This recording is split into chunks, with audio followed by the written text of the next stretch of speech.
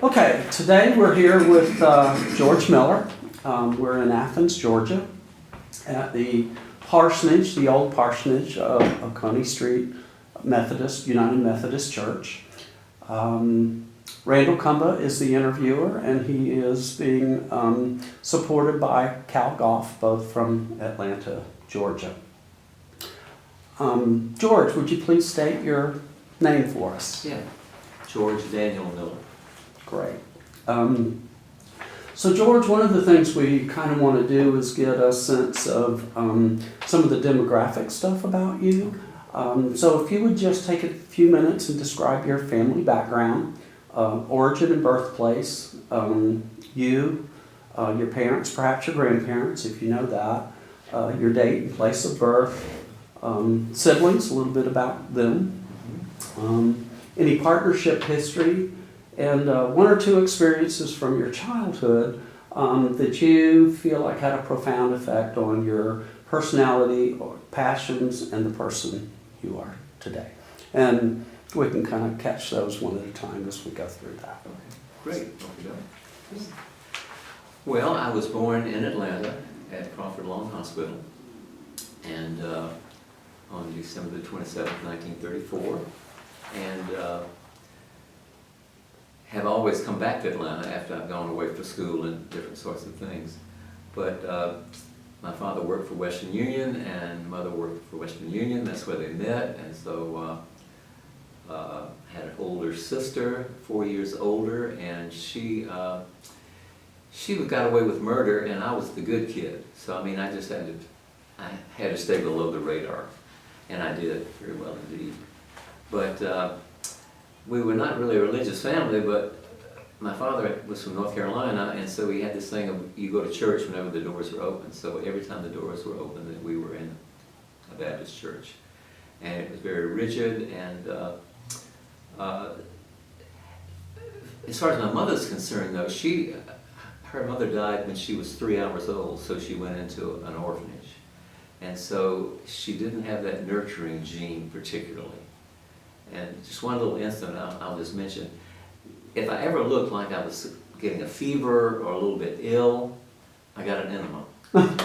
And I never understood that. There was no explanation. It's you just don't look right. It's time for an enema. And I'm thinking, what? So... did she go to nursing school by any chance? No, she had worked at Western Union plugging things in. But it was kind of surreal. And my mother was an alcoholic, but it wasn't,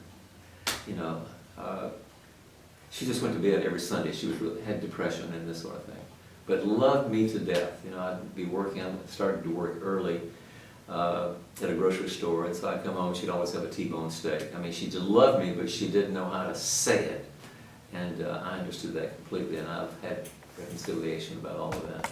So that kind of includes the background as far as I went to grammar school and then high school in Forest Park. We moved down there, and then I went to Emory, and so I was constantly on an educational thing because I'd always wanted to be a doctor, and so it really worked out that it kind of did the next right thing, and but I always felt like that I was not good enough, not smart enough. And I had this funny feeling that things weren't quite right. Didn't really know who I was. And of course, sitting on the first pew of First Baptist Church, listening to Hellfire and Damnation regularly, I sort of thought, geez, I'm going to hell already because I'm masturbating, And it was like, I don't understand this, and never did. But did I ask anybody about it? Never. Never. It was so shame and guilt-ridden. So I just kind of assumed that, everybody else was doing it, whatever, but I just thought I was going to hell, so I had to get over that. But it took a long time to do that. And where were your parents born? My father was born in North Carolina, Albemarle, and my mother was born in South Carolina. Okay. And the grandparents on both sides? The grandparents were there in those respective towns. Okay. And didn't have a lot of contact.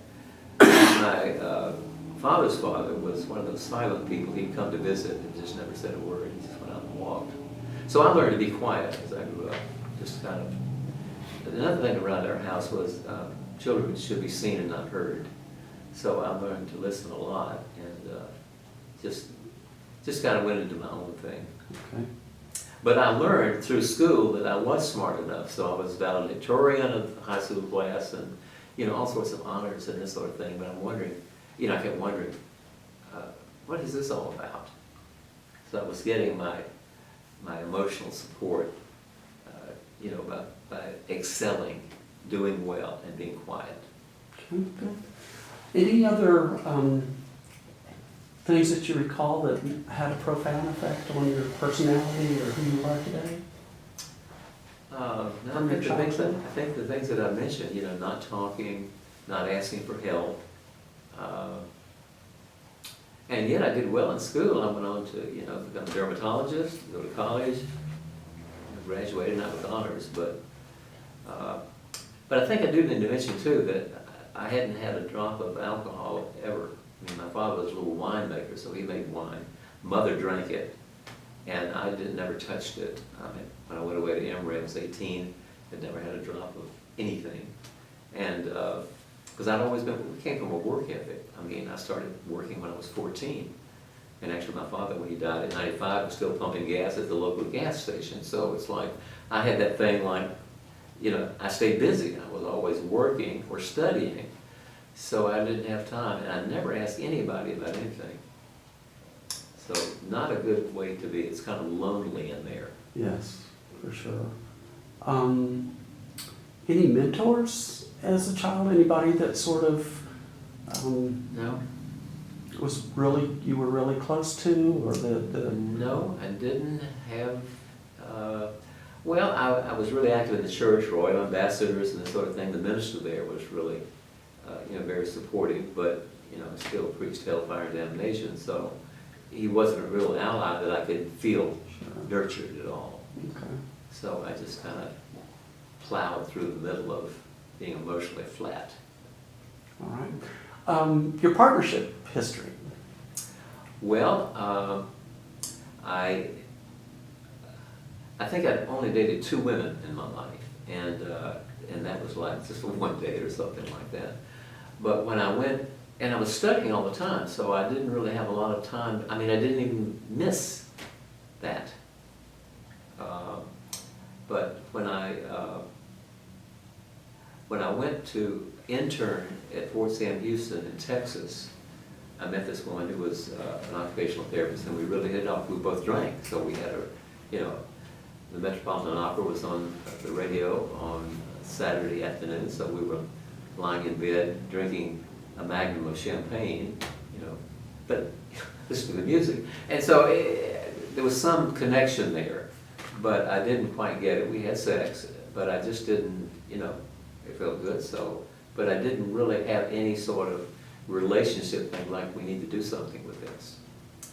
So we both, she finished her internship in occupational therapy, and she went to Washington State, and I went to England. So when I got over there, I was so lonely that, and drinking a lot in the officers club, which was right across the street from the Bachelor Officers Quarter. So I called her from England, and when I drunk, and asked her if she'd marry me, she said yes. So it's like, all right. Here I was, you know, 30-something, and it was, well, I'll be okay if I get married. Not a good strategy. So I flew back home, and then we got married the following summer, and but she had a commitment with her internship and going to work in a hospital in Washington State, and I was in England, so we decided she would stay.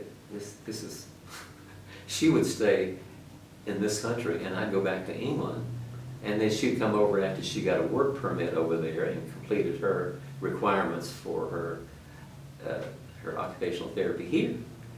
So she came over, and we proceeded to have lived in a little thatched cottage, and we're having sex regularly, and I thought it was great.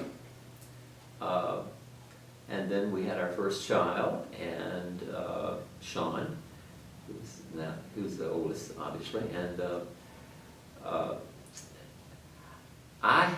we had an accident in France, and I hit the windshield and bumped my head. And I was drinking so much that they thought that I might have a concussion, but I was just drinking too much. So it was, so we were air-evac back to Walter Reed from England with the newborn baby about a week old. And I didn't realize it was due to my addiction. I just, you know, I thought I was just having a little seizure now and then. But they worked me up and said, you're fine, so they cleared me to go to Duke to dermatology residency. And still drinking, still using. And I had a little bit of a problem there, so they evaluated me again for a brain tumor, you know, when I would have a few seizures. But everything was fine, and then I finished the residency, went back to Atlanta, and of course we had 2 more children in that time. Another son, Chris, 2 years later, and then the daughter, Heather, was about 7 years later. So that was the little core family. We moved back to Atlanta, to Sandy Springs, where I opened a dermatology practice, and was there until I moved over here. Okay, thank you. One of my favorite parts about this oral history project for Gay Spirit Visions and Georgia State University Archives project is the coming out stories that we hear. Would you share yours with us? Absolutely. I was hospitalized while I was practicing, excuse me, 4 times for depression. And every time I went to Ridgeview, I went to Parkwood, different treatment facilities, just to evaluate the depression. But nobody ever asked me about alcohol, so they gave me some antidepressants. And said I had marital problems and financial problems, but I would be fine if I took the antidepressants. That's 4 different times. And so I never really got the message. I just went back and kept, you know, doing what I was doing. But finally, I didn't come out until I was 54. And I was wondering about this the whole time, but never really acted on it. Because I was married, I was really active in the church, and so I was miserable, but I didn't know what to do about it. And so in 1987, the medical director of Ridgeview came to our church and talked about addiction. And when he described alcoholism, and it's like the spokes on a wheel, like a wagon wheel, and in the center is the person who may have a problem with alcohol, and then the spokes are everything that he's associated with, like family, community, work, this sort of thing. And he said, usually when somebody gets to the point that they really aren't functioning anymore, then all the spokes are gone, and then they're in the middle, isolated and alone with their drug of choice, which for me was alcohol. And I thought, well, I think I may be an alcoholic. And so I stopped alcohol. But I'm also a physician, so what did I do? I took medications. I took something to go to sleep. I took something to wake up. I took something for sex. I took an antidepressant. The right dosage of every one, which is absolutely crazy, but that's the dangerous thing about physicians and medicine. We don't get it too well. At least I didn't. So I was using other medications. So finally, and I even started going to a recovery group, and went to a doctor support group of people who were having problems with addiction, and shared my feelings and this sort of thing. And I went there for a year. And then on the 8th of August, 1988, I was at that meeting on a Monday night, and about 7 physicians in the group, and so we just had a regular meeting. We kind of went over physically, how are you, emotionally, how are you, you know, emotionally, how are you, this sort of thing, spiritually, and so forth. And the meeting ended, and I got to go to the bathroom, and when I came back, there sat my wife and a patient I'd seen in my office that morning. And I had grown up with this person in Forest Park, so he had known me all these years. And that was the beginning of an intervention. I didn't even know what an intervention was. They all said, we love you, but you just don't seem to be acting right. And again, financially, you know, problems, big problems, emotionally and everything else. So they said, we'd like for you to go in for an evaluation. And I said, well, I really don't have a problem, but, you know, I appreciate you guys being so concerned about me, and so what would you like for me to do? And they said, well, just go for a routine evaluation for 24, 48 hours, something like that. And I said, well, let me get my affairs in order, and I'll let you know when I'm ready. And they said, no, we want you to go right now. And so I said, now. And they said, yes, we'll take you to Ridgeview right now. So I got in the car and went to Ridgeview and stayed a year living in a 3-quarter and a halfway house. But that's when I started therapy, and I've been in therapy for, for about 4 years. And finally in therapy, one day, somebody turned to me and said, have you ever thought that you might be gay? And I couldn't even say the word gay. So I started the coming out process then. I was 54. And it was really amazing because this group just kind of nurtured me through it. But it was really funny because we role play things like going to a gay bar and being okay. And I'd never been in a bar. I never used alcohol and drugs with anybody. Yeah, I didn't party. I'd use those things just so I would feel okay. I'd feel all right. And so I had assignments like going to the gay bar. So I went to the New Order, I think it was, there. Yeah, right. And we role played it in therapy before I went. So I was to go in the afternoon when it wasn't busy, it wasn't dark. Go in the afternoon, sit down at a table, order a Coke, and stay an hour, and then get up and leave.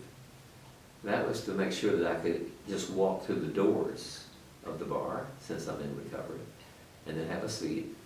And it was really funny because I was sitting there, and there was nobody there. I think there was one other person way on the other end of the bar. And so 45 minutes went by, and I thought, well, this is pretty easy. I walked through the door, I'm okay, had my Coke.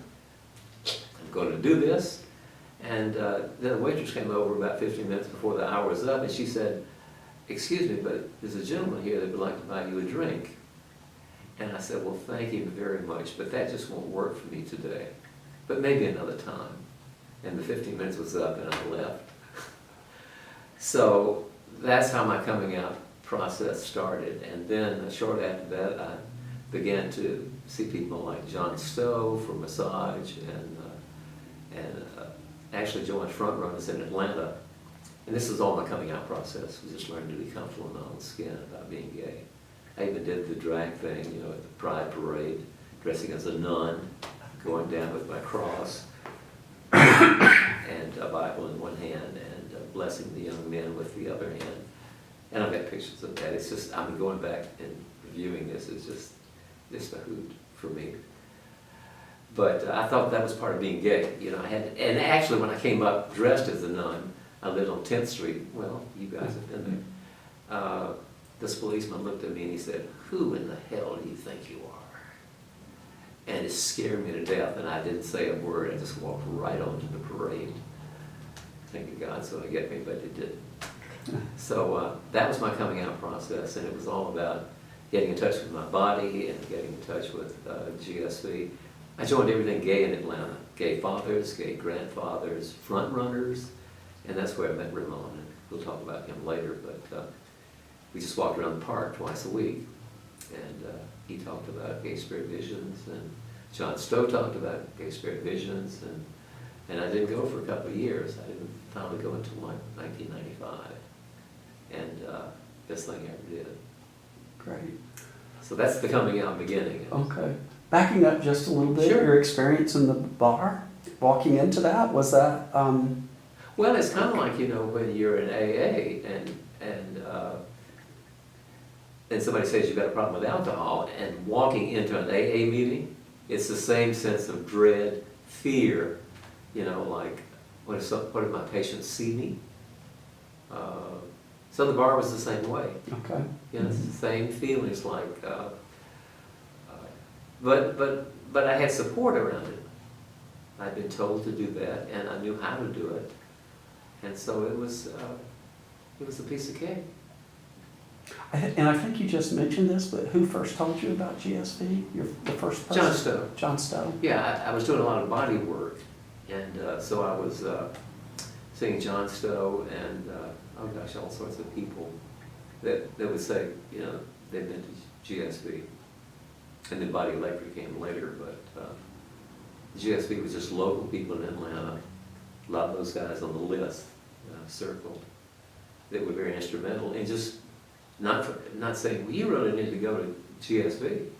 They just told me what it had meant to them, and they were my good friends, and so it finally took. Well, tell us a little bit about what GSV, I might be skipping ahead a little bit, but what GSV has meant to you. Oh my God, it really helped me find out who I am.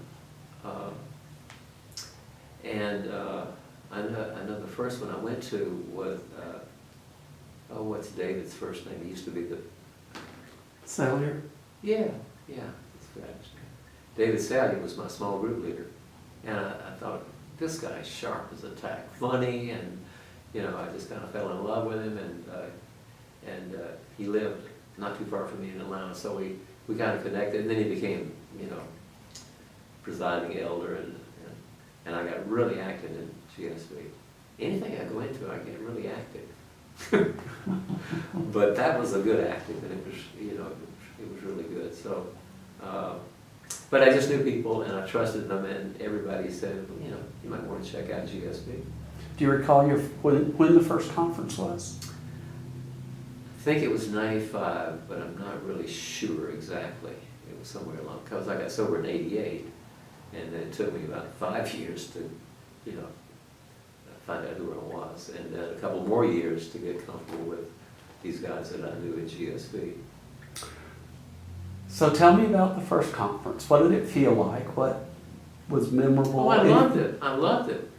Yeah, I loved the spirituality of it. Did you go up with someone to No, I it? think I drove alone. I don't think I went, you know, I'm a loner. Do you remember what it was like getting out of the car and finding the buildings? And all Well, I had so much therapy, and they knew where I was going, and, you know, so no, you know, I had some anxiety, but it wasn't panic, and everybody was so loving and nurturing. Of course, John Stowe was there, all the people I knew from Atlanta were there, Ray Mahoney. So I felt like I had allies there. I didn't feel like I was walking into like a bunch of gay guys. I don't even know what gay is, because I had a lot of experience with gay pride parades, and I started singing in the Gay Men's Chorus, so some of them were there, and no, I really took to it. It was like, yeah, this is for me, and so I went every time, and then became elder of archives, and you know, all sorts of stuff. But we'll get to the erotic piece later. That's the big I'm thing. definitely going to ask you about that.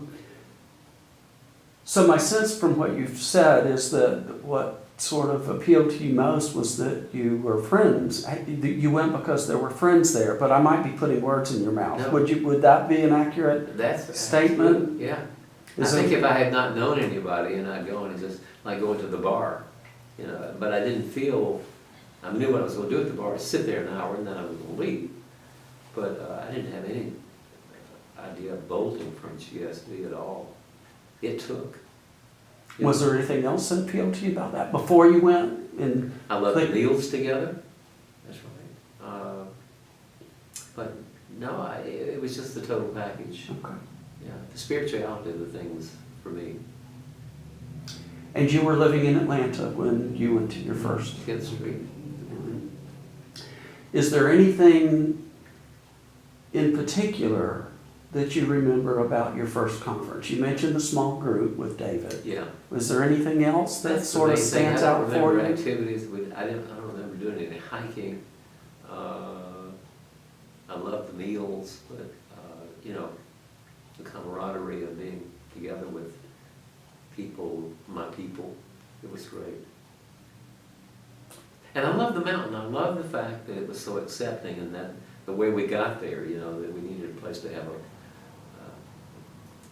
our meeting, and he said, sure, we'd love to have you. I cry every time I heard that story, to be accepted unconditionally. And so I go to another meeting at the Unitarian Church here. I keep the connection going. Good, good.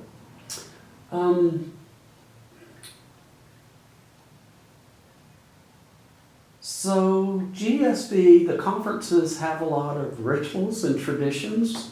Tell me about those. Were they new to you? How did they come across to you? What did you think about them? What they felt like? Calling in the directions and different things like that, the Native American thing. Although John Stowe had kind of prepared me for this, because he had taken me on a vision quest before I went to the mountain. 3 days in the woods with a gallon of water, and space of half this size. And I think that's where I really began, and John was so supportive of my questions about eroticism and about, we didn't do anything together or anything like that, because I was just getting a massage with him. But he was perfectly accepting, and he mentioned Body Electric. I might be interested in checking that out, as well as GSB. Okay. But the Body Electric thing had to come much later, because I had just getting used to being gay. Okay. So, it was kind of a work in progress.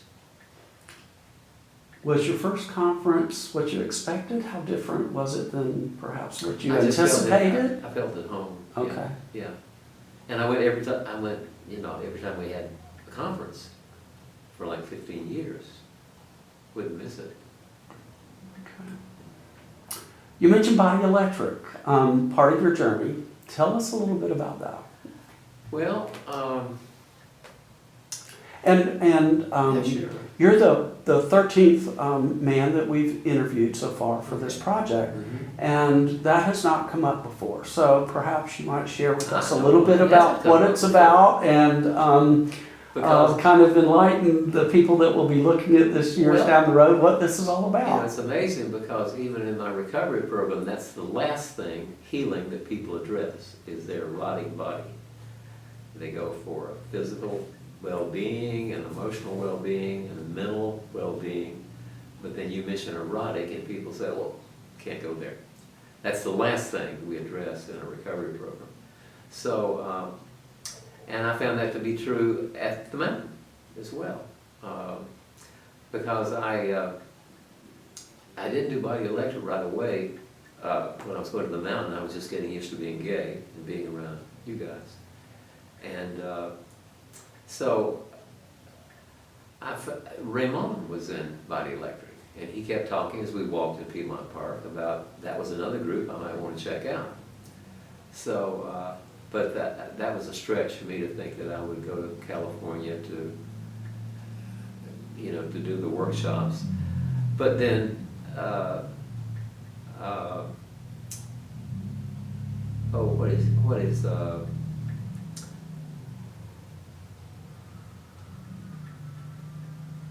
Jennings' partner's name? John Stowe. No, John. Ballou, yeah. He was an instructor for Body Electric, and I was also getting massages with him. And he said, and he never pushed the fact that, I knew he was traveling all over the country teaching it, but he never really said, you really come in. But he just kept letting me know it was okay, and that, that healing would happen. And so finally we had a Body Electric thing in Atlanta. And I went, and it blew my circuits. It was all about running erotic energy in my body, not about putting it in anybody else's body. And I thought, fantastic. That's what I need to do. So I was on the council then, so I brought this up. I can sense this, you talk about these things a lot. So I was even traveling around the country. I developed my own workshop, Qigong and Self-Pleasuring at Sunrise, and I took it to Denver. John Stowe went to a conference with me. It was a Gay Men's Health Summit. And on the 4th floor of this hotel, I was doing Qigong and Self-Pleasuring. at 8 a.m. in the morning on the 4th floor of this motel, looking out at a beautiful sunrise with 50 people who didn't have a clue what they were doing. They'd never been to anything like that before. Everybody nude, everybody self-pleasuring, and with great boundaries, no acting out. And I can spot a sexual predator in a fucking heartbeat, if you're pardon the expression. And we've had some in GSP, but it's just something, that invading somebody else's erotic space for your own needs is a no-no for me. Anyway, I had really good boundaries around all this, but I came back to the council and I said, in California they've got little intimacy tents. If you meet somebody at one of their conferences, you can just, there's a little place you can go, a tent or a room with condoms and lube, and it's safe and it can be reserved for, a short period of time so that, other people can use it. Well, King Paxton went absolutely ballistic. He glared at me and he said, "Who in the hell do you think you are?" He said, "What if the mountain knew what we were doing in some of these spaces?" And I said, "King, I don't really think they care. We rent the space, and so it's our space." But he was adamant. He said, "No way. We're not having intimacy tents or intimacy space." And this was 15 years ago. And I just kept doing my thing. I developed another workshop, had one where people could ejaculate, but not somebody else, yourself, but in a group. It wasn't a daisy chain. It was a matter of running your own erotic energy. If you wanted to ejaculate, fine. If you didn't, that was fine too. No judgment at all. Facing east as the sun came up. Beautiful music, body electric stuff, crescendo, go shower and go to breakfast. And we would come in, people would say, "You guys look different." Running erotic energy in the morning like that. Yes! So I kept pushing and kept pushing. We finally got intimacy space, a room. And it was just great. People would come and decorate it beautifully. And then there'd be a thing out front to sign up for an hour. And it was just, and then in Atlanta, I started a full moon Taoist erotic massage. Every month when the moon was full, we would do a body electric session. 3 hours of generating erotic energy with massage tables and great boundaries and great communication, no acting out, that was not allowed. And so I did that for 15 years, once a month, Taoist erotic massage in Atlanta. And I miss all of that because I don't have that here. And but I'm okay because I'm running my own erotic energy every day. That's part of my spiritual routine. And I must have been 59 before I realized that you didn't have to ejaculate every time that you self-pleasure. Not a clue. I thought that was inevitable. You just had to ejaculate. Why else would you do it? And then I learned through Body Electric that it's all about raising the energy and using it for sex if you want to, but also I used it for singing with the Gay Men's Chorus, for healing in my own life, and just to be available safely for other people. Realizing erotic energy is just another little piece of the cake that we've got. Thanks. I think several years ago you shared with me some other stories about your erotic journey, and I think there's a piece of paper up there, an article about your title. Absolutely. Would you share that? Oh, I would love to. Okay. In fact, the last conference I went to, we had an erotic workshop on Sunday. Hunter had plugged in then to the erotic piece, and so he asked me to tell the same thing. And so it was really amazing because I was going to a lot of workshops and also doing a lot of breath work. And I realized with all my body electric stuff that if you don't breathe, you don't spread the energy out. If you hold your breath, then you can't really run the energy in the body. So I was doing a lot of breath work, And Christian de Huerta was going to have a workshop in Marshall, North Carolina, at the Bend of Ivy. And so there were about 30 of us there. Actually, some people from here in Athens were there. And so we had this breathwork session, and it was in a little cottage that well, it was like a cabin, but it was a workshop space, and it was right next to a small pond where we were lying on the floor, and everybody's breathing. And I had done a lot of breath work with John Stowe and other people, and had done some shamanic traveling with the breathing. But I was lying on the floor, and Bernie Marin had given me a power animal of a bat, because I'd gone to Canada to see him. He said, we went to do a little breathwork thing in an old silo, and when we opened the door, it was full of bats. And then the next morning, when I came out of my little apartment in Canada, there was a dead bat at the door. And he said, well, son, your power animal is a bat, because it stands for rebirth. And of course, I was rebirthing everything in me, you know, who I was, my erotic piece, and everything else. So I'm lying on the floor at this little cabin in Marshall, North Carolina, and everybody's breathing, and you know, it's rapid breath, rapid inhale, let it fall out. And suddenly, I had this sense of this bat, power animal, flying over me and circling 3 times. And then it flew over the small pond right out back, which was really green, full of algae. Small pond, about as big as this room. And the bat flew over the pond and dropped a seed in it. And, excuse me. And then, for some reason, the water began to vibrate, and it turned into a huge placenta, the whole pond.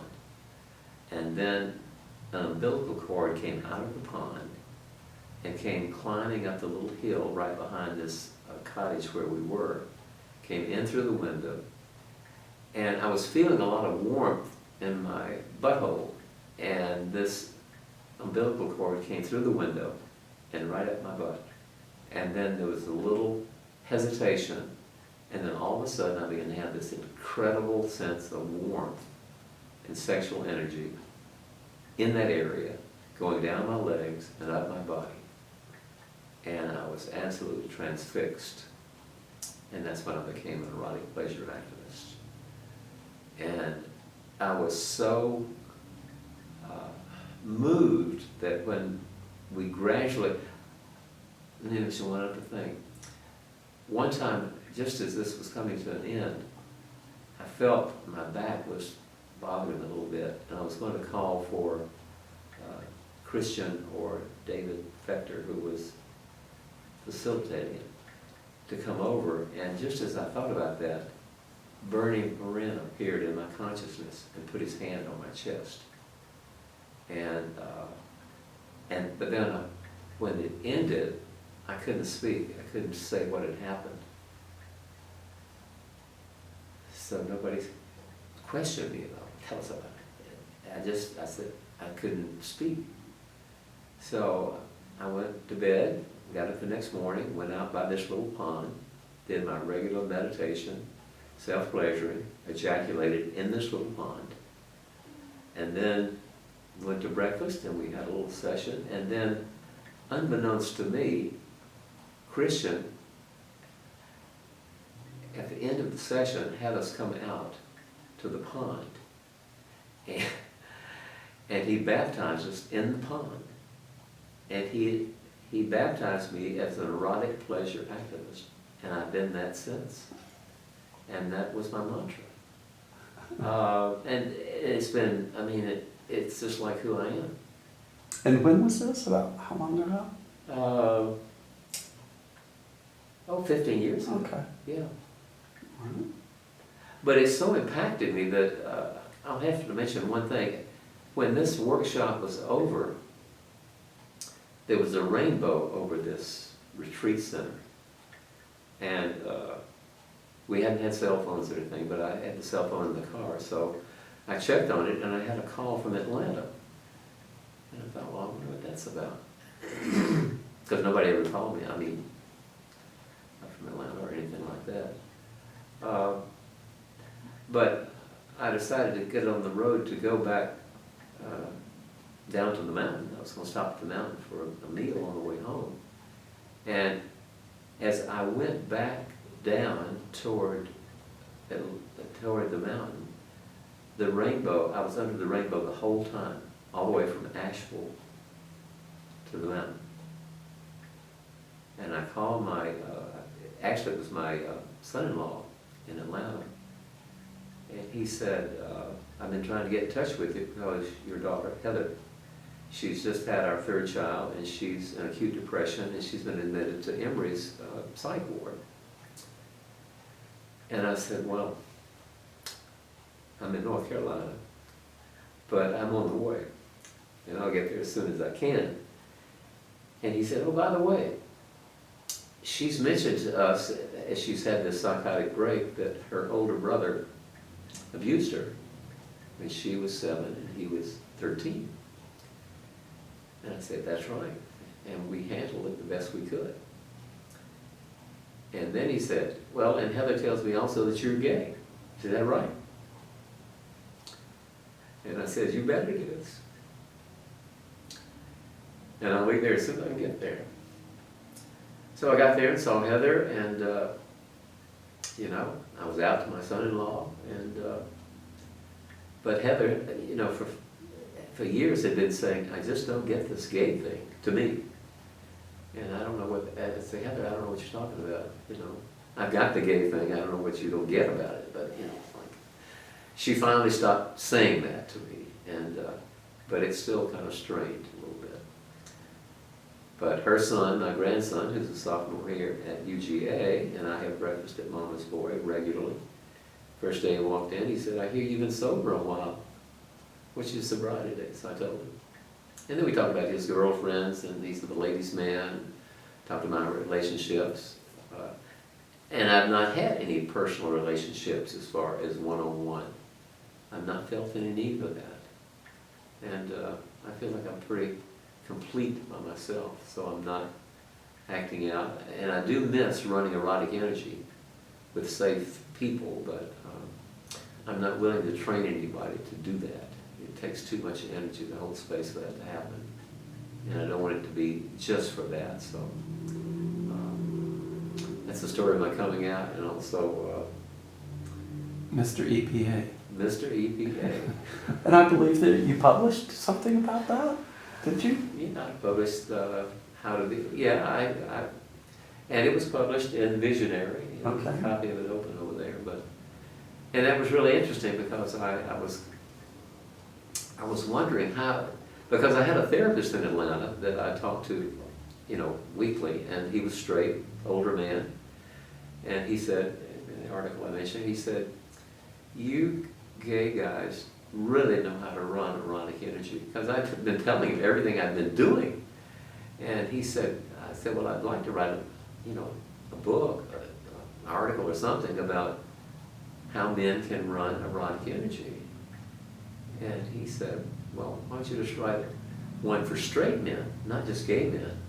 He said, straight men don't know how to do Erotic Energy. They just blow up the balloon, stick a pin in it, thank you, ma'am, that's it. And that's what John Stowe had always said, you know, you have to blow up the balloon, stick a pin in it, and then, you know, that's it. But there's more to it than that for me. So so I go to the mountain, and I was talking in my small group with, John Stowe was in that group, and actually somebody from Body Electric in California was in that group. And I said, well, I'd like to write an article. My therapist said, write a book. And John said, well, why don't you just write an article first? I said, okay, great. So I wrote that article about that I'd like to write this book. And some people in that group told me, they said, when you're ready to teach straight men how to do this, then your pupil will appear. I thought, right, okay, whatever. I got home, and 2 days later, I had an email from a young man in Alabama, a pharmacist, who was married, and he said he had heard about our Taoist erotic massage groups in Atlanta, and he said, I'd like to check in on those for you. And he said, I'd love to know more about what you're doing personally with this erotic energy. And I said, well, I'll just send you a copy of my daily spiritual practices, which include my erotic activities as well. And he said, well, would it be possible for me to come and spend a weekend with you? And I said, well, sure, if that would work for you. So he came, and we did everything. We did, I'm also a certified colon therapist, so we did colon therapy, we did prostate massage, we did everything. But mainly, I taught him how to run erotic energy in his body without having to put it in anybody else. He was married, he and his wife hadn't had sex in like 10 years. And he was just so needy. But we did it with great boundaries, great communication. If he didn't comfortable doing something, that we would adjust it so that it would be comfortable for him. And we did living foods, we did breath work, we did everything. So he went off to California to study with Joe Kramer, who founded Body Electric, and he came back and then taught me what he learned in California about how to run erotic energy. And I haven't heard from him in years, but it was just the sweetest little thing to be an erotic pleasure activist and have somebody say, teach me everything you know about this, with no expectations about anything else involved. And that's, for me, that's what being an erotic pleasure activist is. It's not getting my erotic needs met. It's just about being present for myself with those erotic needs, and also being able to share those with people who are of like mind. Okay. Is there anything else about your erotic journey that, I've kind of asked questions based on some of the things I already know about you, but is there anything that perhaps you want to share, that additional stuff that perhaps I haven't asked about? No, not that I can think of. I covered the 2 articles, my spiritual principles of daily spiritual practices, and the little erotic mentoring piece. That's about what it's all about. Can I ask a question? I'm a little curious about how you see the Gay Spirit Visions Council, or whatever other part of a GSV, came to not block that suggestion of yours. What changed in the council to make it possible for that to happen, and how do you see that Even. affecting GSV? Good question, yeah, absolutely. Well, Was King just King not came- there the next time, or well, no, did King he came come around? King came around. It's Okay. people, in fact, I've got a card from him just before he died, Uh-huh. saying, Dear Georgie, I'll never forget Cabin 20 and the energy that came from us doing erotic energy. He didn't come, but he said it changed the whole pattern of the workshop, of the weekend, having erotic energy going on. Mm-hmm. And I cried when I got the letter. I mean, he was a believer. He just couldn't do it, but he was very supportive. Mm-hmm. And everybody else. And David Sally was there early on, and he had said, yeah, we need to do this, but we don't know how to do it. And that's when I said, why don't we talk with Tom, who runs the place, and see what his feedback would be about it. So we had a meeting, 3 or 4 elders, and David and myself and Tom, and we presented to him the fact that we were going to have a space, hopefully, that they could provide. We'd be renting for men to go to run erotic energy. And Tom sat there, and then he said, we love you guys, and you're renting a space, and you can do anything you want to do in that space, except no nudity outside that room. We've got people working here. So the standard thing for Julia and her boyfriend, they would always be talking about what we were doing in that cabin. And I can't tell you, it's a secret. But that little intimacy space, everybody came to expect it. And the people that decorated it came and brought beautiful things. And I didn't even decorate it. I just said, I got the space, and I'd walk in and take my breath away. And people used it and loved it. And it was so safe, and everybody thought, why didn't we do that a long time ago? I don't know, ask your mother and daddy, yeah. But it was just amazing. Once people realized that it's just another energy in our body, and if you don't cultivate it and take care of it and make peace with it, then it's going to rear its ugly head and act out or something like that, or get us in deep doo-doo.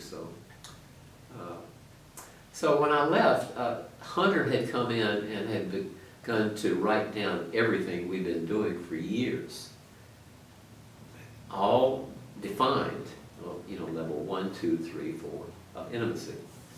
It's gorgeous. And I went one last time, I think, for a winter retreat. And that's when I told the story about the lake, the EPA, and I was just so pleased that Hunter, it had moved on. And the council was, all behind it, and it was just flowing, it was just working. And I didn't have to do anything with it. And I felt like I'd done everything I needed to do. So people have said, why don't you come back? Well, I just don't travel much anyway. I don't even go to North Carolina to see my children. They come down here to see me. So I think I've just gotten so comfortable with my own erotic energy and my spiritual life here. I was away from organized religion for 25 years. I had that background of shame and guilt and stuff. But Gay Spirit Visions spiritually kept me very vibrant, and the energy piece I learned there with the eroticism was just great. And so I've gone back to church and I talk about all sorts of things, and teach Sunday school about the demons in our lives. Everything I've learned about that, I've learned in AA and in my recovery program. So I found that I can only share what I've experienced, and I've experienced a lot of good things, so I share them with people who are willing to listen. Like colon therapy, my therapist, when I first got sober, suggested I go see a colon therapist and get washed out inside. And so I did that, and it was really good. So it was such a powerful healing experience that I became a colon therapist. I studied, became certified. I had a practice in Atlanta. I did a lot of guys in the GSV and women, and I had my own practice. I used somebody else's equipment because you have to have a machine to do a colon therapy cleansing. So when I came over here, actually I was just getting about ready to retire over here, and I had been doing a lot of temporary dermatology coverage for different people. Here in Athens, I did it for 15 years. I commuted over here to cover for people for their practices so they could go fishing or go to a medical meeting. And then I finally just closed my Atlanta dermatology practice. I thought, well, now, and did part-time dermatology for most of the 15 years that I was with GSV. And then 2 years ago, I lost the company I was working for. With that part-time dermatology, decided to close the Athens office. So that was my income, and it happened within 3 days. And so Wow. It was a real shock. But with my recovery room, I knew it had nothing to do with me. I didn't do anything wrong. Neither did that staff. Nothing wrong with this office. It was all, Corporate stuff. Yeah, corporate stuff. Yeah. They get overstressed. They bought practices in Pennsylvania and New York and all over the place. And every practice I ever worked for, they bought the practice. And so I was worried. I was the first doctor they hired, and I guess I was the first doctor they fired. but it was surreal because, I was working, 3 days a week over here. I'd moved over here. And I went home for lunch that day, which I did every day, and I got a call from the CEO saying, I've got some bad news for you. And I said, well, what's that? And he said, well, we've got to close the Athens office. And I said, well, why? He said, well, we just can't keep that office open. And I said, well, when are you going to close it? This was Wednesday. He said, Friday. I said, Friday? Have you told the staff of 8, including me, that we don't have a job on Friday? He said, no, we're going to tell them when they come in to work on Friday. I said, oh, no, you're not. If you don't tell them right now, I'm not going back to work. And so I hung up and I went back to work, and they were on a conference call. Big told them they didn't have a job anymore. So the next day, Thursday, I took them out for breakfast at Strickland's restaurant up here on the highway, and we all cried, said goodbye. And so I haven't worked since. I've been retired, living on Social Security, which is kind of tight. So I've been dealing with that. And interesting, because when I had my colonic after I did a cleanse and fast recently there's only one colon therapist here in town. She's over in Winterville. And she's looking for somebody to maybe work with her while she's on vacation. So I may have an opening to be a colon therapist again, which is really like coming around, because I can do that blindfolded, almost as good as the EPA work, so whatever. So it's been really, really interesting to see how I just keep showing it up and having you guys back, cover my back in GSV. Because I keep up with what's going on, because I still talk to Ken and Holly down and sometimes when I go see them, I'll see the list of people who have been to a retreat, and I still get the invitations, but been there, done it, and I've got a really great life here. Nice, nice. Do you mind if we circle back around to the conference just a little bit? I want to just be sure that we've kind of covered things that perhaps we may have missed. Small group conferences are a big piece of the winter. I mean, small groups are a large piece of the winter conferences. Are there any that stand out for you? You don't have them all? Yeah, they still have them. I'm just saying, are there any that stand out for you that you went to? And did you ever lead one yourself? No, I never led. I just came across a picture of one that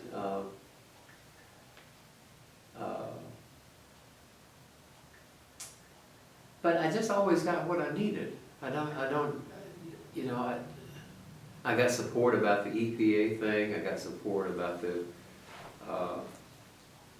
but I just never felt any desire to really direct it. I've learned in my recovery that I'm an introvert. I didn't know that for years. I didn't have a clue that that's the type of person I was. So I listened a lot and internalized. I do the same thing in church. I mean, I've learned that no is a complete sentence. And so, and I look back on GSV, I worked my butt off. Taking those massage tables out there for 15 years, and I had plenty of help, loading and unloading. I had people come over and leave their massage table on my front porch, and then somebody would come with their truck and pick them up there and take them out and unload them, and then, but just the logistics of that, I wasn't burnt out, but I was exhausted. I didn't have energy. I mean, I was on full steam go. I didn't have time to lead a group. There, that was not even in my wildest thoughts of doing that. Mm-hmm. I was too busy doing Qigong and pleasuring at sunrise, and then the massage at night. I'd go back to the room and just collapse. Did the small groups were I built a small they group. meaningful small groups, for you? To you, were you glad that there were small groups? Oh, absolutely. Yeah. Okay. They're the piece of definitely. It's just like recovery groups. That's where you get well, Mm-hmm. because you've got people giving you some feedback and telling you what they've done in their life with a particular problem. Mm-hmm. Oh yeah, you can't do it in a big group. It's got to be a small group. 8 to 10 will not work otherwise. And you need those. I needed eyes to be there to witness what's happening. So I still go to recovery meeting every single day. Just went and had one here. 8 men in a room talking about what's going on. I learned that at GSB. Just having feedback, Mhm. you know. So the small groups are why it works. You take a small group out of there, you can't do it in a big group. You've got to have a small group where people can feel heard and safe. And it has to be directed by somebody, you know. Some people facilitate better than others, but, you know, there's no judgment involved. It's the fact that they're in a group and in a circle Mhm. that makes the difference. Yeah, good question, thank you. And that's when it's low on my radar, because I got a lot from it, but I didn't lead it, so. And I never really felt like I was missing anything, because I always showed up for the group, but I just didn't lead it, I was too tired. Are there any keynotes that stand out for you? Any keynote speakers? Let's see, we've had some really gay people that, well, James Broughton was just, that was my man. He talked about the penis and worshiping it and, just being so comfortable with your body and the big joy of it and this sort of thing. He was my man. And when I got to doing work with mentoring as an EPA, I gave them all his stuff. Also masturbation articles to desensitize people, because people have so much baggage around all of that. Don't touch yourself. And he said, touch yourself. Not in shame, but in glory. Yeah. Just just make this, realize it's a gift from God. And you never lose it. So just keep doing it. So people like that, just, it really, and we've had some other, another guy from Milledgeville, the professor, he's given some really good, I've forgotten his name too. Scott, yeah. Some really good stuff about being real. And, the AIDS bit, and, really good stuff that you can't just talk about in any old group. Mhm. So I just learned so much from everybody out there. And that's who I am. I couldn't have done it. I sometimes said the church kept me alive until I was 18, until I could get to alcohol and drugs. And that kept me alive until I could get to GSB. And then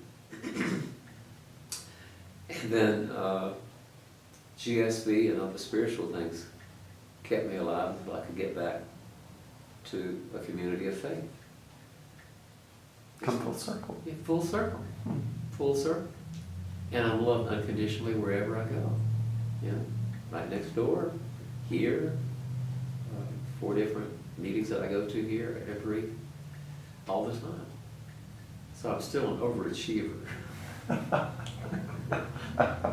But I love GSB and I keep up with it, and I'm through Ken and Holly. But I don't know where I'd be without GSB, because it was just such an integral part of a safe space to deal with things like this and be able to, get erotic energy, addressing erotic energy in the group. And so many people have thanked me so many times about the fact that they really had a breakthrough about their own life from the things we had at GSB.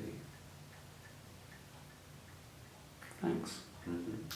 You mentioned you were on the council. Can you tell us about how that happened? That's And true. maybe some of your memorable or unmemorable work on the council, and kind of, share some of that experience with us? Yeah, I was elder of the archives, which was kind of a non-issue, because you just kept the archives.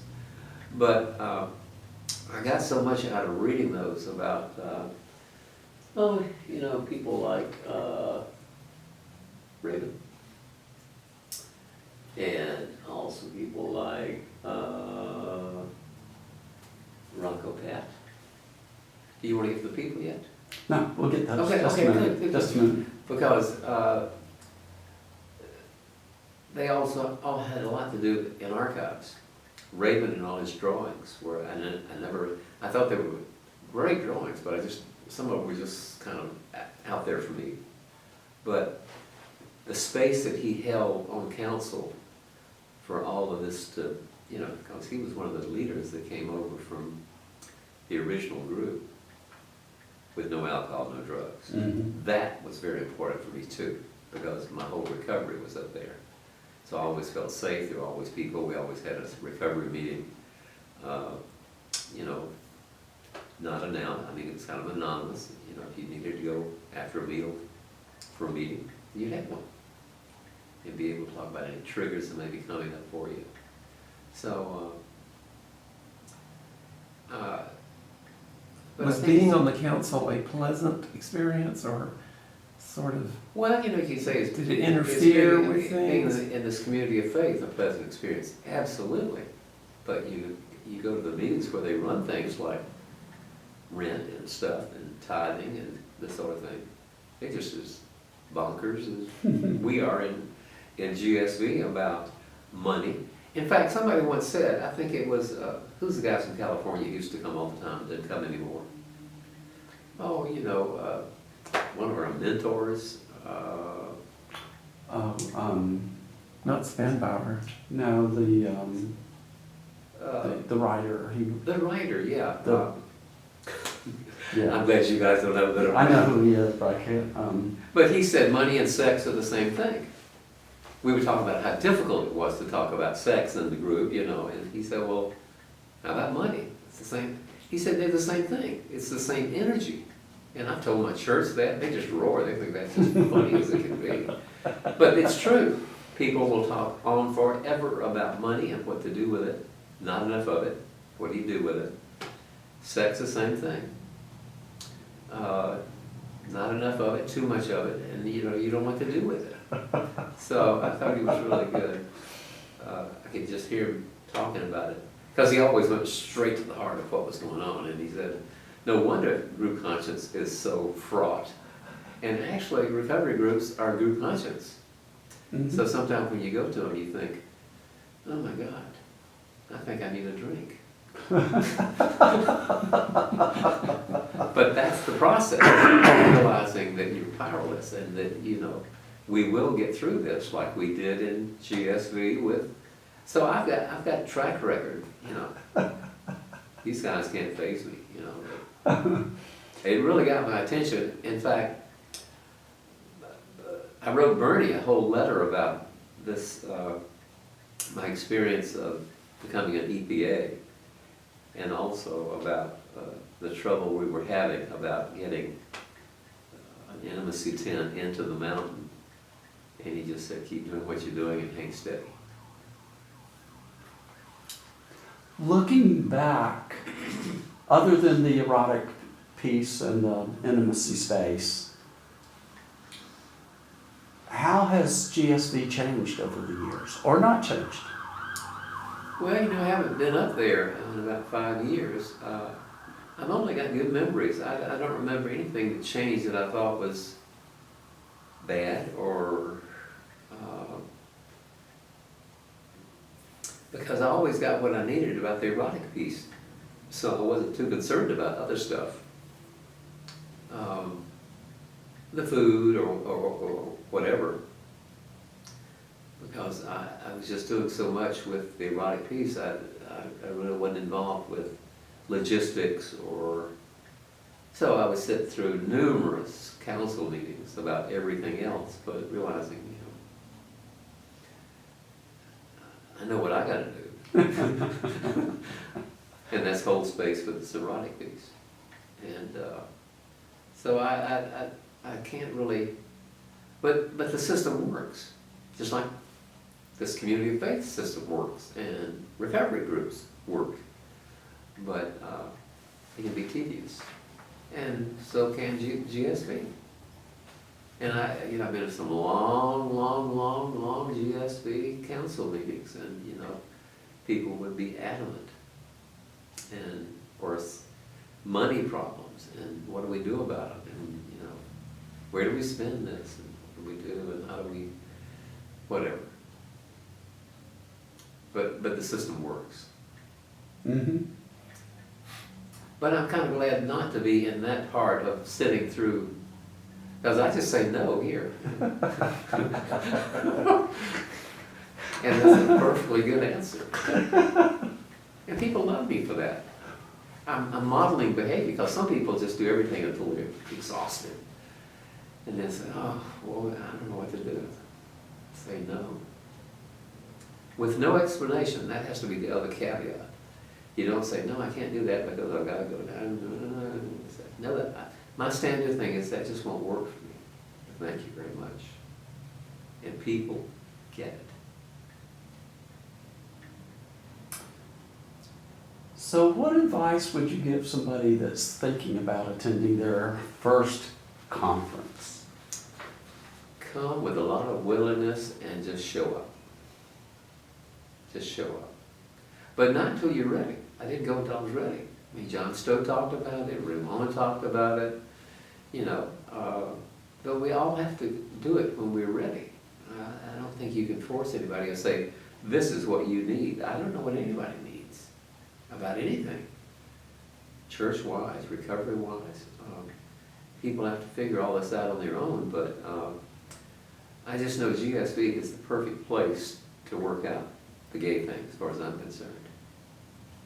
Because I went through the whole gay thing with drag and stuff, and you all just tolerated me, and I thought, well, but that, you know, after a while, it's like, that's what I really need, you know. And I've got good drag queen friends here and in recovery, and I go and they're just gorgeous and beautiful, just like the people at the mountain. It's a talent show, but that's not my thing. So, but it's a safe place for people to do whatever they need to do. That's the whole point. So I'd say, you know, it may work for you, it may not, but you might want to come and check it out. That's what I tell anybody. I don't tell anybody they got an alcohol or drug problem. I don't know. I know I do, and I know that, you know, it works for me to do what I'm doing spiritually. But I think all of this is a spiritual thing. It's not about, I think, and some people get things and some people don't. I mean, some people come to the mountain and they're still kind of miserable, apparently. I don't know. But, you know, I've seen a lot of people that are no longer with us, you know, and as I went over the list, I thought, wow, I'm so glad that I knew those people. Even though I didn't know them that well, I just knew their energy. And, you know, a lot of sadness about all of them. John Stowe just dropped dead, you know. So, and I've got incredible abandonment issue, so when somebody goes away without saying goodbye, I got a problem. Not their problem, it's my problem. But I know that now. So I'm able to realize, you know, this is just the way life is. Death is a part of life, so I don't get all bent out of shape. So I don't know, I guess getting older, it's easier to just kind of go with the flow and not try to figure everything out. But the Gay Spirit Visions will always have a special place for me, and I think it's in pretty good hands, you know, from what I can see as far as structure. Some people want to overstructure it, and other people want less structure, but whatever, just don't do away with any of it. Good advice. Good advice. This has been quite an enjoyable experience for me. Is there anyone that you would recommend that we contact to do an oral history like we've done with you? Gosh. Not that I can think of. I mean, no. In fact, when you called me, I thought, wow, incredible. You know, I just felt so loved and like, oh, that's fabulous. But I don't know of anybody that said, oh yeah, you need to call Bobby Tyler and you know, I don't really, I think people have to kind of, because some people come and show up and do a little bit and just kind of disappear. And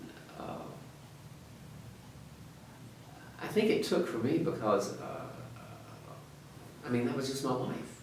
You know, all those friends and people and safety and eroticism, and so it just worked for me. But I don't know if anybody say, well, you know, you go up there, because I think it really has to be on a spiritual level, and not just to go for the mechanics of it, of just going to a small group. And I think it can rub off on you, but I think it's kind of like in recovery programs, people only get it who are willing, willing to show up and do the work. And so I never tell anybody what they need to do. Even erotically, I don't have a clue. I don't have a clue. And that's a real joy to realize that everybody's fine just like they are. It's the way they want to be. Before we collect some stories, or hear some stories about some of our brothers that have passed, is there anything any questions I should have asked you about GSB, or is there anything that you feel like we haven't covered? No, I think you covered. You know, my articles kind of said everything about daily spiritual practices. I'm still doing what I did when I was at the mountain. Daily spiritual practices. Praying, meditating, self-pleasuring, breathing, yoga, hot tubs, go to the Y, take care of my body, all those things, you know, diet, eating well, getting colonics, fasting. One thing I didn't mention is I found that I need a lot of silence, and I found that at the mountain. I got to find that at the mountain. And so in my early recovery, I started going to the monastery at Conyers 4 times a year when the seasons changed, just for 3 days of absolute silence, meals in silence. I'm not Catholic. It has nothing to do with religion. It's just about having a safe space where meals in silence, and you can stay in your room and be in silence, or you could walk around in the woods in silence. But I found that when I don't talk for a day or so, something wonderful happens. And I'm open to the spiritual aspect of life. And maybe I can listen for a higher power, or for God, or for something, or the sound of nature, but just being and not doing anything. No cell phone, no computers, no nothing. And they get up at 4 o'clock in the morning and chant a little bit. So you go to the vigils? Yeah, I go to the vigil. Oh yeah. Yeah, oh yeah, I go to every service. Sit up in the balcony. And actually, I'll have to say this too. Well, because I would do a lot of my self-pleasuring in that scenario, realizing that God's not going to get me. And there was no, it's not a sin. What's the big deal here? But the vigils in the morning at 4 a.m., they come in and chant for 15 minutes. And the first time I went, you're sitting in the stalls, but next to them. But then they walk out and leave you sitting there. And I thought, well, where are they going? Well, I don't know where they go, but they go back to the cloister. And then 30 minutes later, they come back and chant another 15 minutes. So I've learned that early morning time, when it's dark, and that I can still be erotic with myself. It has nothing to do with anybody else. But it's all part of just being quiet and getting the static out of here. And the first day when I'm there for silence, it's like my body's saying, oh my gosh, this is awful. Then the next day it's like, fantastic. Just like being up the mountain, kind of walking in the woods by yourself. So,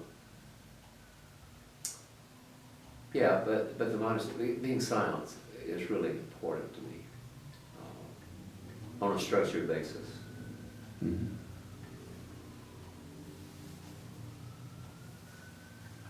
Well, thank you.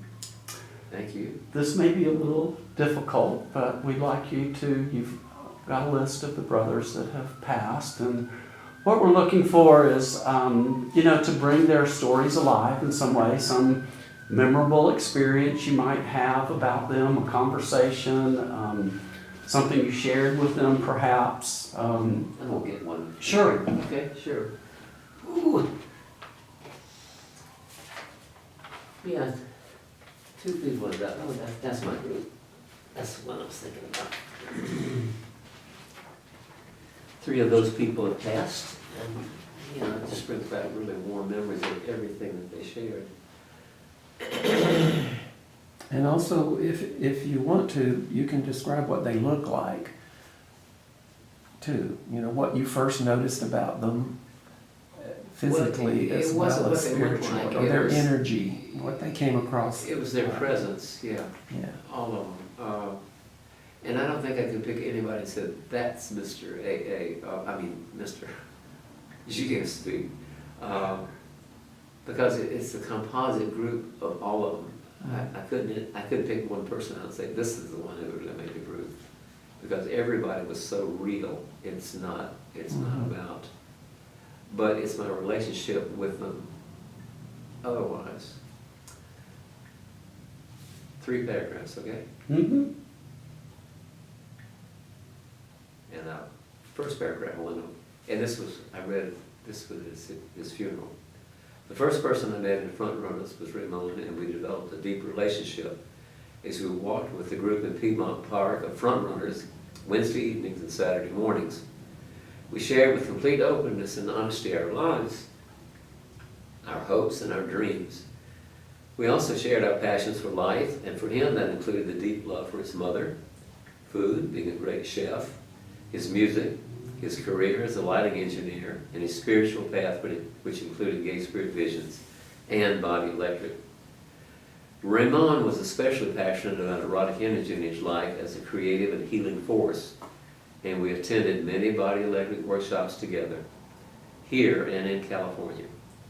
No description of his life would be complete without making note of the hundreds of men throughout Atlanta and across the country whose lives he touched, gently inspired, and transformed, and whose souls he helped heal by organizing and participating in these workshops and events of erotic energy. We both attended a workshop in the mountains of North Carolina with the theme of coming out spiritually, facilitated by the author of a book by the same name, Kristen de la Puerta. Shortly after we had returned to Atlanta, Ramon called saying that he just read a magazine article by Christian and wanted to read it to me. He read, "Before patriarchal times, when women in the divine feminine, the goddess as a manifestation of the divine, were honored, sexual energy was understood to be a physical expression of spiritual power. It's an expression of our subconscious spiritual drive for wholeness and completion, a desire to transcend our universal sense of separation and alienation from others. Placed in the right context, eroticism can be a vehicle to the divine. Erotic energy is powerful, sacred, and universal. It's creative and transformative. It's the same as the universal forces of creation which cause flowers to bloom in sensual displays of color, texture, and scent, which causes volcanoes to erupt and generate new land masses, and give birth to new, unimaginable star systems. Ours is a sexual universe, and we are no exception. For the last 4 years, each month,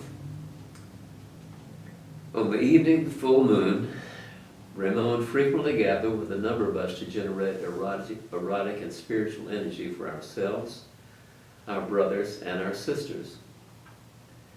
And Ramon pointed out to us that we were transmitting that energy to the universe by the luminance of the light of a full moon satellite. The moon will next be full at 5:42 p.m. on Monday, June 24th. And Ramon will be sending those moon beams back here to us here on Earth. He was very special.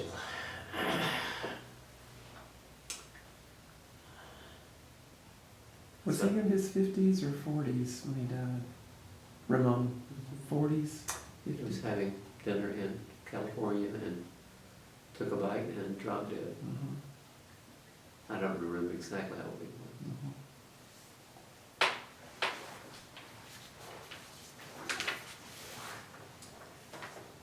And the other people that were so important, well, that was Ramon, James Broughton, I mentioned.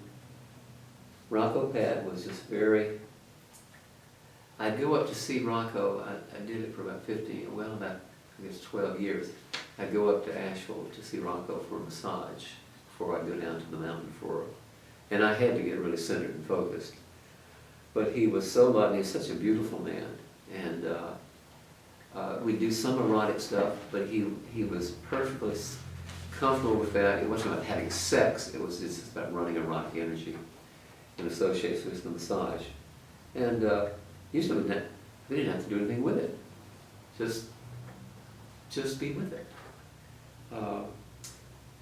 And so, you know, that he got sick, and then he just wasn't available to do that anymore, and so I really miss him, but he was so much a part of my recovery. And he didn't come down to the mountain a lot. I always wondered why he wasn't more active, but he'd been so active early on in GSB when it first started, you know, that early group. And of course, the other two were John Stowe and King Thaxton, and I mentioned to you all I think I'm going to read that little card that he sent me, which I got just before he died. Georgie, that's what he liked to call me. This is from King Thaxton? King Thaxton. Okay. Mhm. Thank you for all the work you do for GSV. The emanations from Cabin 20 washed over the conference. And after invoking James Broughton's erotic god body in the opening ritual, are we surprised? No. There's no place where I laugh as deeply and cry as sweetly as at the conference at the mountain. I love you and the work you do for everyone. Love right now, King.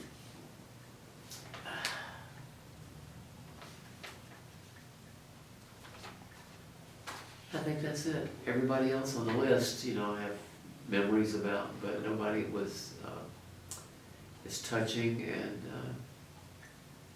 and supportive. King being very adversarial, and then being completely jelly. He always stayed in that room on the end. I was on one end, room one, he was on the other end, and that room on the far end. And we always joked about that. We had to have our private room, or we'd be psychotic or something like that. So we both agreed it worked for both of us on that, whatever. So I don't know of anybody else, you know, that there were so many people. It was tragic that people just dropped dead or be found dead in the shower, or you know, it's like. And I'd be very touched, but those 4 or 5 people were just so such an integral part of the erotic piece for me. They were loving and supportive and caring, and just held space for me to do that.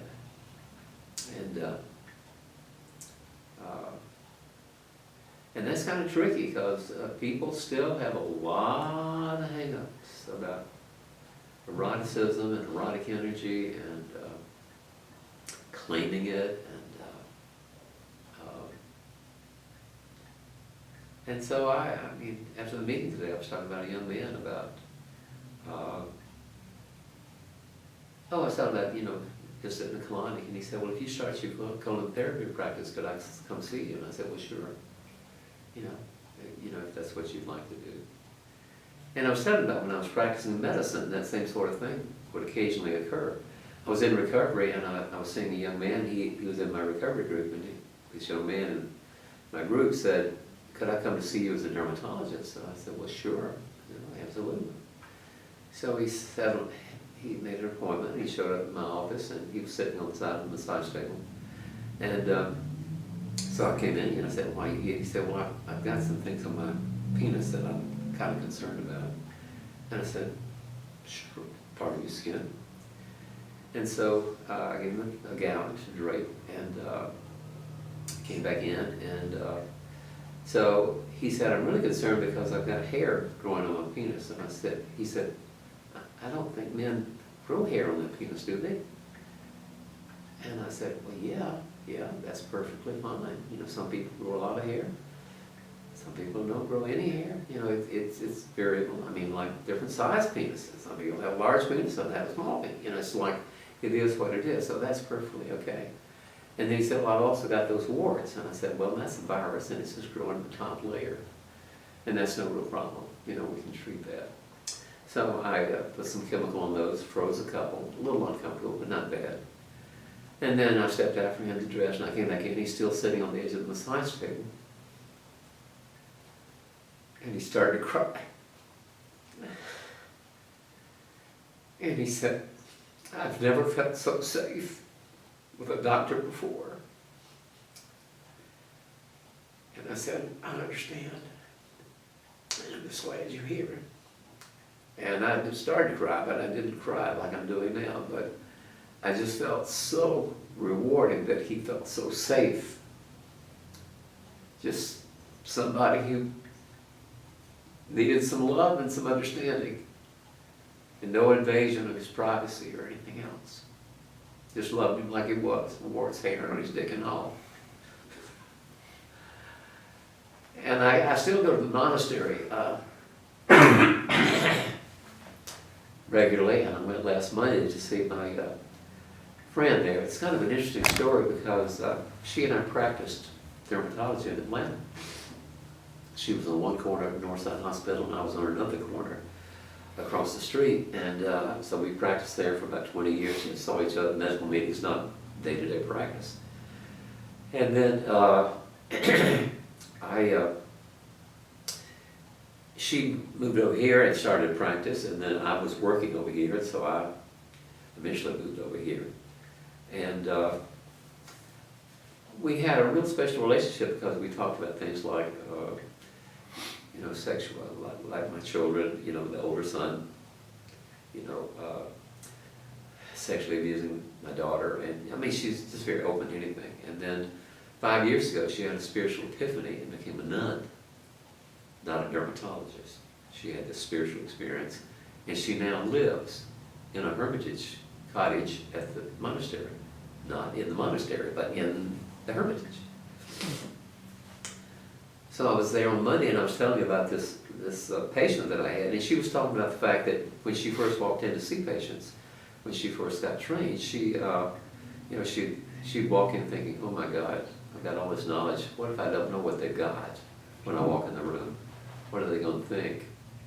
And I told her about the guy with the hair on his penis, and she said, that's exactly the way I felt many times. I felt like I don't know what they've got, but I could just love them through whatever it was. Even if I didn't know, I would be with them and be there for them until we could work it out. And so that's why I could, so now I go to the monastery to see her, and we do talk, but I still go back for my silent days as well. I think it's all about being present for somebody, regardless of who it is, a partner or somebody in my Sunday school.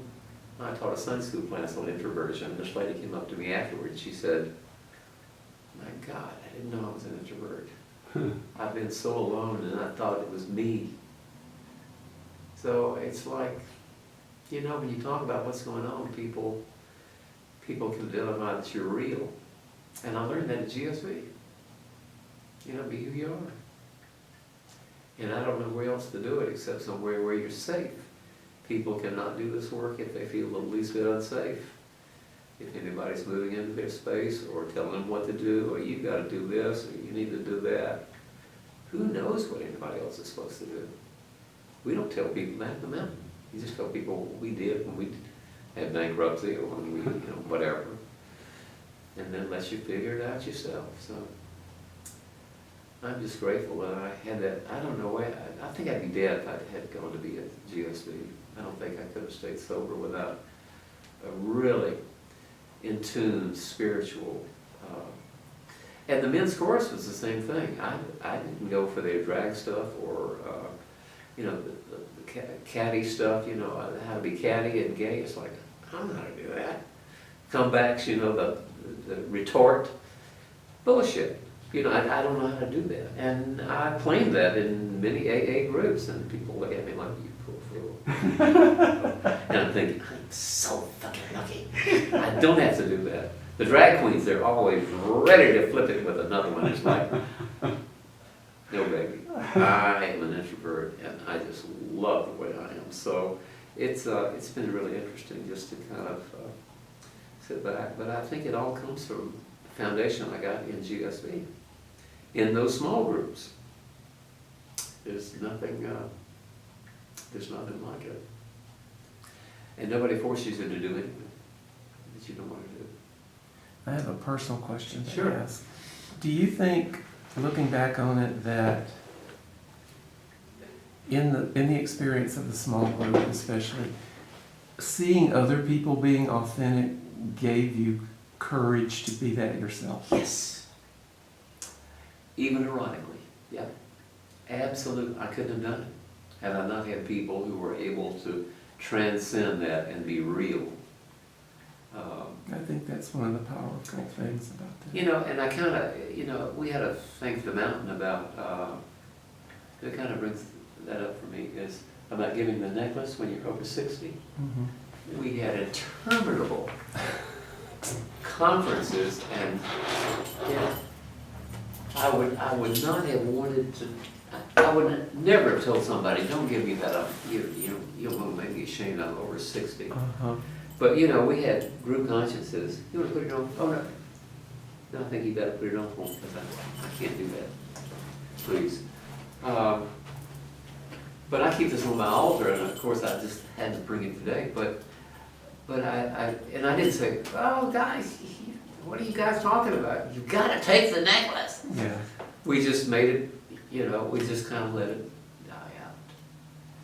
And so, because some people felt so strongly about it. Just like, you know, whatever. If it doesn't work for you, don't wear it. Mhm. But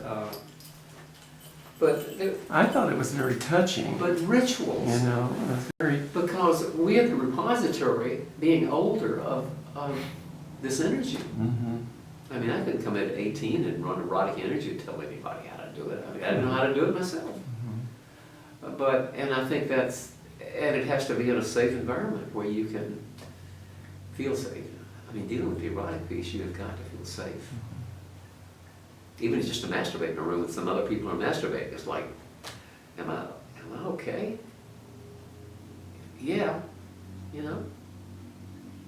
So, I think it's all about, it's the small group thing of seeing people, you know, address things and get through something and come out on the other side. And they can see that only somebody who's been there. I can't teach anything that I haven't experienced. Had I not done all of that early erotic body electric stuff and going all over the country teaching people how to self-pleasure, if they want to ejaculate, fine, but not here. When we're doing this. You know, that's a boundary. You know, that's part of the deal. That's just the way we do it. Because something else happens when people start ejaculating, then you know, the energy is flying all over the room, and people cannot be safe anymore. So, but I had to have the GSB model for that to happen, because, and they got it. I mean, you know, I learned it in Body Electric because that's the way it works. It's just structured. John Ballou, and it's not with a whip. It's like, this is just how you do it. Mhm. This is how you do it. And people say, well, how do I do that? Well, you know how to masturbate, but how about raising the level of the energy higher and higher and higher and higher? And then saying, that's great. And then take it out. And I used it for singing. I used it for healing. I used it for my recovery. And I miss the gay men's chorus, but I don't miss them enough to go back, you know, and see them. I don't go back for them because I enjoy the singing, but it's too much trouble to go to Atlanta to hear them sing. And I have been back to the mountain, and I'll be back again, you know, probably in the spring or something like that, or winter. Spring's coming up. I think Holly and Ken are going, but I'm just kind of committed to what I'm doing here, so I'm using all the lessons I learned up there, right here in Dodge. But no, I think the small group is where people learn how to do what other people have learned how to do, and younger people haven't done it. I mean, a lot of these things, True. you know. But about the sexual energy thing, they have really got to be safe about that, and realize that you can run the energy without having to plug it into somebody. Boy, that concept. It's spiritual energy, another part of who we are. So I am so delighted you guys came over here to do this. Thank you. Thank you very much. Absolutely, my pleasure. And just doing, I think I'm gonna keep most of this stuff and pack it up maybe and just send it on when this begins to develop. Okay. Because they can just put it in my file. Because I'm still using some of it to teach some things, but not a lot. But certain things like, you know, the thing from Ramon and from King, and, you know, just, because I cry every time I read them. They're so touching. But that's all from GSV. Well, just let us know and we'll come collect it. Okay, absolutely. Or I can mail it to you, whatever you, I'll be glad to have you come down. Alrighty. Thank you again. Thanks, Thank you very This much. was very nice. Thank you. Appreciate it. Just perfect.